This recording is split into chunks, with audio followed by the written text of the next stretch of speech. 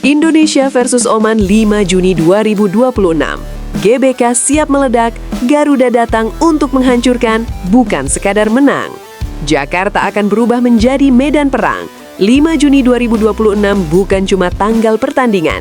Itu malam ketika GBK bersiap menelan habis siapapun yang datang membawa nyali setengah hati. Dan Oman harus siap menghadapi badai yang mungkin belum pernah mereka rasakan sebelumnya. John Herdman tidak sedang menyusun tim biasa.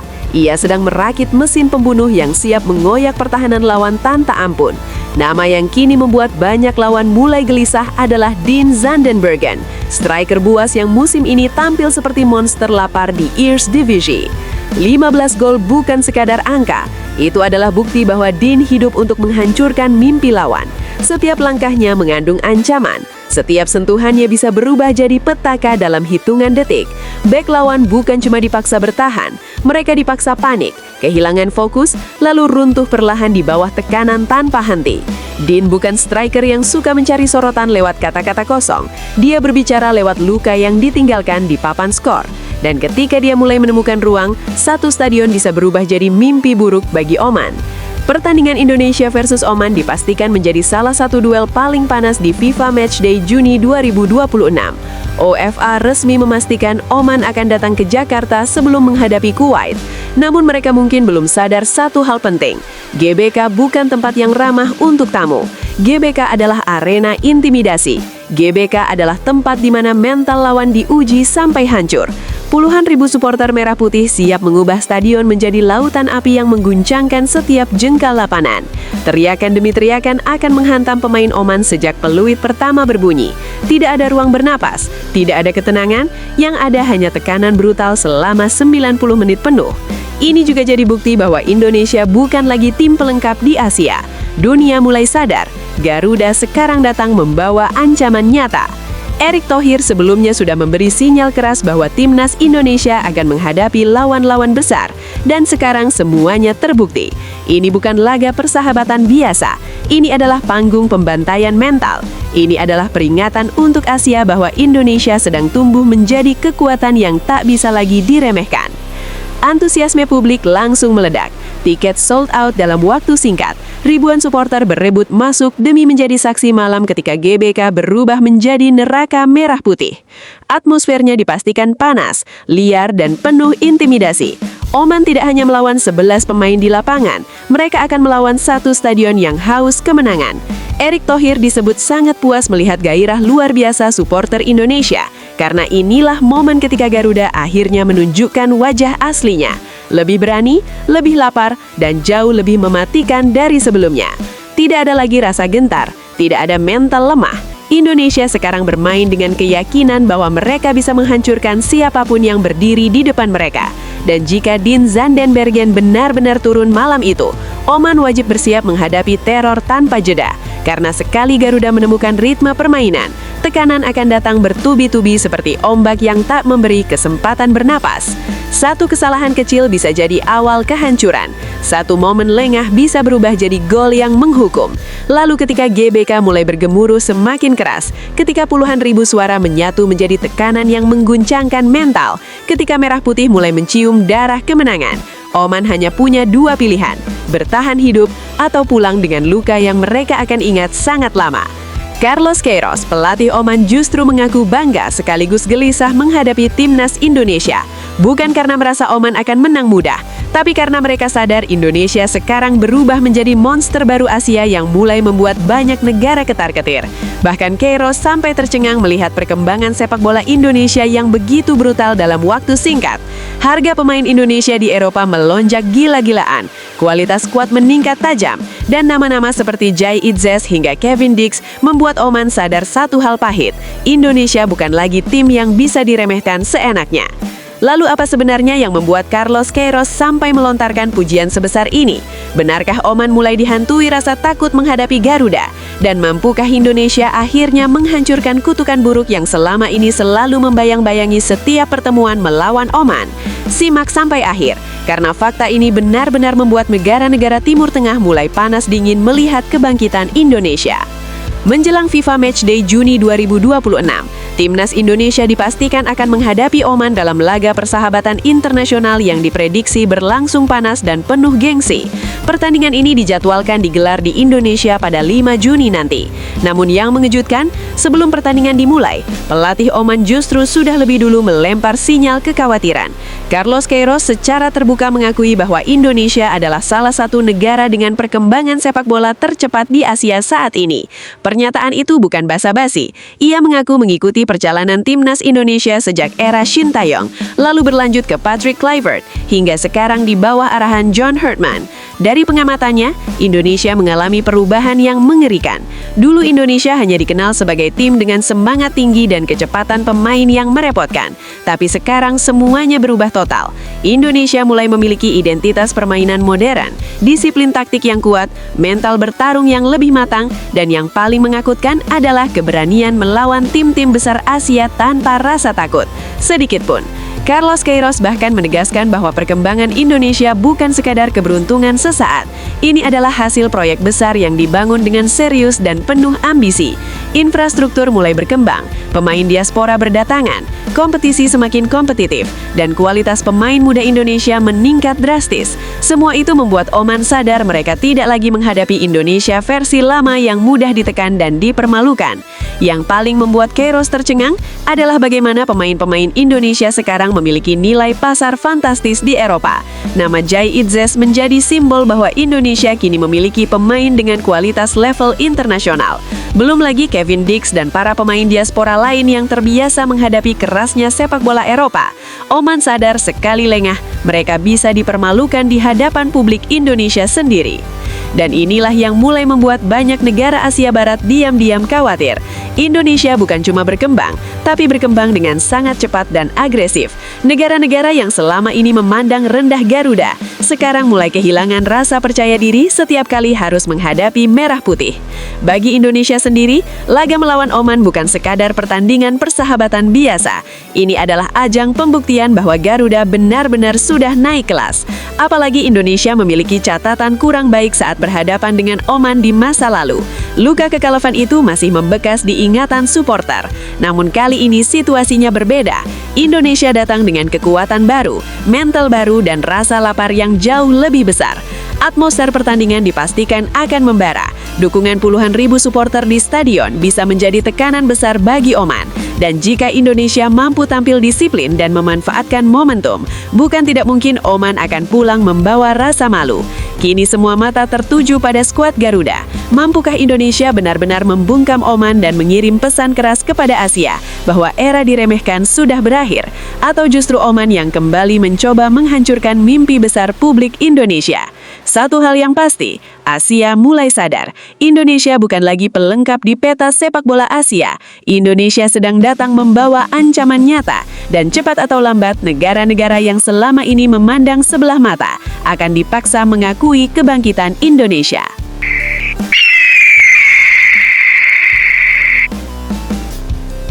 Bonus 17,3 miliar rupiah bikin geger. Timnas Indonesia dipaksa juara FIFA ASEAN Cup 2026.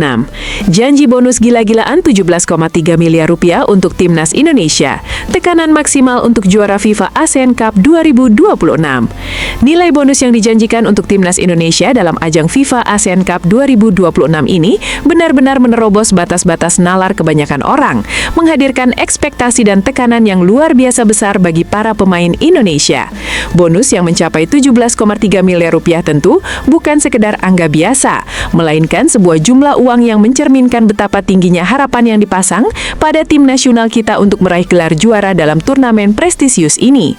Jumlah besar tersebut bahkan jauh mengungguli hadiah utama dari turnamen regional sebelumnya, seperti Piala AFF 2024 yang hanya memberikan hadiah sebesar USD $300.000 atau sekitar 5,2 miliar rupiah kepada pemenangnya, Vietnam. Dalam konteks ini, bisa dilihat bagaimana FIFA secara serius menanamkan menanamkan investasi besar senilai lebih dari USD 4 juta dolar atau sekitar 69 miliar rupiah yang tidak hanya untuk membiayai partisipasi tim dan memberikan bonus bagi kemenangan pertandingan, tetapi juga sebagai hadiah akhir bagi para jawara di setiap divisi. Hal tersebut sekaligus menunjukkan betapa kompetisi FIFA ASEAN Cup 2026 akan menjadi medan pertempuran sengit di mana setiap langkah pemain akan dipantau dengan ketat dan tekanan untuk mengangkat trofi juara sangat berat berkat bonus yang menggiurkan sekaligus membebani secara mental. Duel sengit dengan format dua divisi yang memuntahkan. FIFA ASEAN Cup 2026 yang dijadwalkan berlangsung dari tanggal 21 September hingga 6 Oktober merupakan sebuah turnamen yang bukan hanya sekedar kompetisi sepak bola standar. Acara ini akan menerapkan sebuah sistem format yang sangat unik dan belum pernah ada dalam sejarah sepak bola regional Asia Tenggara, yaitu pembagian turnamen menjadi dua divisi yang berbeda, masing-masing terdiri atas tim-tim dengan tingkat performa dan ranking FIFA yang berbeda. Informasi detail mengenai format ini pertama kali terungkap melalui dokumen resmi yang bocor dari Kongres FIFA yang diadakan di Vancouver, Kanada. Formasi ini tidak hanya menampilkan 11 negara Asia Tenggara yang biasa berkompetisi, tetapi juga menyertakan negara-negara besar dan berpengaruh di dunia sepak bola Asia, seperti China, India, dan Hong Kong, yang memang merupakan pasar yang besar dan penting. Pembagian peserta ke dalam dua divisi ini sangat mungkin didasarkan pada ranking FIFA saat ini, di mana negara yang memiliki ranking tinggi akan ditempatkan di divisi 1, sedangkan sisanya ditempatkan di divisi 2. Melalui pendekatan ini, FIFA berharap dapat menciptakan pertandingan yang seimbang, sekaligus mengangkat level persaingan dengan melibatkan kekuatan besar dari kawasan Asia yang lebih luas. Mengacu pada peringkat terakhir yang dirilis FIFA, divisi 1 diperkirakan akan diisi oleh tim-tim kuat dan berpotensi besar seperti Thailand, China, Vietnam, dan tentu saja timnas Indonesia yang diperkuat oleh pemain-pemain dengan kualitas terbaik saat ini. Selain itu, Filipina, India, Malaysia, dan Singapura juga masuk dalam kelompok elit yang berkompetisi di tingkat tertinggi turnamen ini. Divisi 1 menjadi arena pertarungan bagi tim-tim dengan ambisi besar yang siap menunjukkan superioritas mereka dalam perebutan gelar juara. Di sisi lain, divisi 2 terdiri dari negara-negara yang masih berusaha meningkatkan kemampuan sepak bolanya seperti Hong Kong, Myanmar, Kamboja, Laos, Brunei, dan Timor Leste.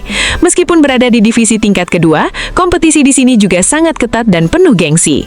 Untuk mengakomodasi keberlangsungan turnamen ini, seluruh pertandingan grup divisi 1 dijadwalkan akan digelar di Indonesia, sehingga memberikan keunggulan tuan rumah yang besar, sekaligus tantangan mental terhadap pemain yang harus bertanding di hadapan pendukung mereka sendiri. Lokasi kedua untuk divisi 1 masih dalam tahap konfirmasi FIFA, sementara pertandingan divisi 2 akan dipusatkan di Hong Kong, sebuah kota yang sudah cukup berpengalaman menggelar event olahraga berskala internasional.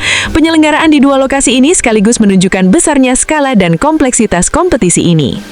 Pro dan kontra sorotan tajam di tengah gejolak ekspektasi. Kehadiran turnamen FIFA ASEAN Cup 2026 ini mendapat sambutan hangat dan optimis dari banyak pemain sepak bola di kawasan, termasuk Haris Harun, kapten timnas Singapura yang dikenal sebagai sosok berpengalaman dan vokal. Haris menilai bahwa pengakuan resmi dari FIFA terhadap sepak bola Asia Tenggara dalam format turnamen sebesar dan serentak ini merupakan langkah monumental yang dapat membuka peluang besar bagi para pemain yang saat ini memperkuat klub di luar negeri untuk turut serta. Dengan masuknya FIFA ASEAN Cup ke dalam kalender resmi pertandingan internasional, pastilah pemain-pemain terbaik akan dibiarkan untuk tampil membela negara mereka tanpa harus terkendala oleh jadwal klub. Hal ini tentu dapat meningkatkan kualitas dan daya saing seluruh tim peserta dari Asia Tenggara. Haris bahkan menyatakan dengan penuh keyakinan bahwa turnamen ini dapat menjadi batu loncatan yang dapat membantu sepak bola kawasan ini untuk melonjak jauh ke depan, membawa citra dan prestasi sepak bola Asia Tenggara ke level yang lebih tinggi di kancah dunia. Pernyataan ini diambil dari wawancara eksklusif dengan Straits Times yang dipublikasikan pada hari Rabu 5 Mei 2026. Namun demikian, tidak semua pihak menerima kabar baik ini dengan tangan terbuka tanpa raguan dan kritik. Di sisi lain, sejumlah pengamat sepak bola, khususnya konsultan sepak bola ternama Khairul Ashraf, menyampaikan pendapat yang jauh lebih skeptis tentang manfaat dan konsekuensi yang mungkin timbul dari penyelenggaraan kompetisi ini. Khairul menilai bahwa adanya turnamen ini justru bisa menimbulkan masalah serius terkait penjadwalan yang sangat padat karena kompetisi ini berdekatan dengan berbagai turnamen dan liga domestik maupun internasional lainnya. Hal ini dikhawatirkan akan menyebabkan kelelahan baik secara fisik maupun mental bagi para pemain yang harus mengikuti banyak laga dalam waktu singkat, yang pada akhirnya justru merugikan kualitas permainan mereka dan bahkan beresiko meningkatnya cedera. Selain itu, kehadiran dua negara raksasa Asia yaitu China dan India dalam turnamen yang sejatinya dikhususkan untuk negara-negara Asia Tenggara dipandang dapat merusak esensi rivalitas tradisional dan semangat kompetisi yang selama ini menjadi identitas dan magnet utama kejuaraan kawasan ini. Tak kalah penting, muncul pula asumsi bahwa FIFA sebenarnya terdorong oleh ambisi bisnis dan komersialisasi besar dengan memanfaatkan pasar sepak bola raksasa di China dan India untuk mendulang keuntungan finansial melalui event yang tergolong kelas 3 ini. Hal ini memicu skeptisisme dan diskusi panas di kalangan penggemar sepak bola. Terlepas dari berbagai kontroversi, masyarakat sepak bola dunia menanti dengan penuh antisipasi pengumuman resmi FIFA mengenai detail lengkap dan mekanisme pelaksanaan turnamen ini yang dijadwalkan akan diumumkan pada bulan Juni 2026. Di sisi lain, FIFA ASEAN Cup 2026 makin panas, timnas Indonesia berpotensi bentrok lawan China dan India. Timnas Indonesia harus tetap waspada, dua tim berperingkat 94 dan 136 dunia dikabarkan diundang ikuti FIFA ASEAN Cup 2026. Media asal Singapura yang terkenal sebagai salah satu sumber berita terpercaya di kawasan Asia Tenggara, The Straits Times, baru-baru ini membocorkan sebuah kabar mengejutkan yang cukup menggemparkan jagat sepak bola regional, khususnya tentang ajang FIFA ASEAN Cup 2026 yang sangat dinanti-nantikan oleh para pecinta sepak bola di seluruh kawasan Asia Tenggara. Dalam laporan eksklusif tersebut, dikemukakan sebuah fakta yang cukup mengejutkan, sekaligus mengundang diskusi luas yaitu adanya fakta yang cukup mengejutkan dan mengundang diskusi luas yaitu bahwa dua negara raksasa Asia yang selama ini tidak tergabung dalam komunitas ASEAN, yakni China dan India, sedang dipertimbangkan oleh pihak penyelenggara sebagai peserta undangan eksklusif pada turnamen perdana yang akan menjadi tontonan besar dunia. Menurut informasi dan analisis mendalam yang diberikan dalam laporan tersebut, Federasi Sepak Bola Dunia yang lebih dikenal dengan nama FIFA tengah membuka kesempatan sangat langka dan terbatas yang memungkinkan dua negara besar dari benua Asia tersebut untuk turut serta meramaikan kompetisi yang menjanjikan total hadiah dengan nilai fantastis lebih dari 65 miliar rupiah, sebuah jumlah yang cukup besar untuk sebuah turnamen regional dan diharapkan mampu menarik perhatian sekaligus menjaga prestis dan daya saing ajang tersebut di mata para pecinta sepak bola level dunia. Sehingga kehadiran China dan India pastinya akan meningkatkan tensi persaingan secara dramatis dan mendorong peningkatan gengsi dan reputasi FIFA ASEAN Cup di pentas internasional yang kian kompetitif. Selain Hong Kong yang sudah dipastikan hadir dan menjadi bagian dari turnamen ini, kini muncul spekulasi kuat dan berkembang luas di kalangan pengamat serta media-media regional bahwa selain tim dari Hong Kong, China dan India akan menjadi tamu undangan yang tidak hanya sekedar pelengkap, tapi malah diprediksi akan menjadi penantang berat dalam kompetisi tersebut. Dalam laporan Straits Times, dipaparkan juga bahwa penentuan pembagian kelompok atau divisi dalam turnamen ini kemungkinan besar akan menggunakan sistem peringkat dunia sebagai dasar utama, sehingga penggunaan sistem promosi dan degradasi yang lazim diterapkan dalam banyak kompetisi sepak bola internasional besar diperkirakan tidak akan diberlakukan. Ini memberikan gambaran tersendiri mengenai bagaimana setiap laga di turnamen ini akan sangat menentukan eksistensi dan posisi masing-masing tim. Salah satu fakta paling menarik di balik rumor ini adalah peringkat FIFA China yang saat ini menempati posisi 94 dalam daftar peringkat dunia yang dirilis secara resmi dan rutin oleh FIFA. Sementara India saat ini masih bertengger di posisi 136 dunia. Dengan menggunakan sistem peringkat sebagai acuan tunggal dalam menentukan divisi, artinya kedua negara tersebut secara otomatis berhak mengisi slot di divisi 1 dan bergabung bersama sejumlah tim kuat dan unggulan dari Asia Tenggara yang sudah menyiapkan diri dengan keras untuk berkompetisi di level tertinggi ini, yang tentunya akan membuat persaingan di level teratas menjadi jauh lebih sengit dan penuh ketegangan. Situasi ini secara tidak langsung memberi peringatan keras bagi timnas Indonesia yang kini menempati peringkat 122 dunia bahwa mereka harus bekerja keras dan mempersiapkan strategi serta mental tempur secara matang untuk menghadapi para lawan yang memiliki kualitas dan tenaga yang sangat luar biasa di divisi 1 nanti. Lebih lagi, Indonesia sudah mendapatkan kehormatan dan tanggung jawab besar sebagai salah satu tuan rumah pertandingan divisi 1 sebuah posisi yang memungkinkan laga-laga kinci, termasuk pertarungan sengit menghadapi China dan India, untuk digelar di stadion kandang sendiri, yang secara teori memberikan keuntungan tersendiri, sekaligus tekanan mental yang cukup berat agar tidak mengecewakan dukungan publik lokal. Mengenai rincian format turnamen yang akan berlangsung nanti, FIFA Asian Cup sudah mengumumkan bahwa sistem yang akan diterapkan adalah 2 divisi terpisah yang terdiri dari total 14 tim peserta. Divisi 1 akan menggabungkan 8 tim terbaik yang akan terbagi dalam 2 grup dengan format yang ketat dan kompetitif, sementara divisi 2 terdiri dari 6 tim yang seluruh pertandingan mereka diharapkan akan berlangsung di satu lokasi sentral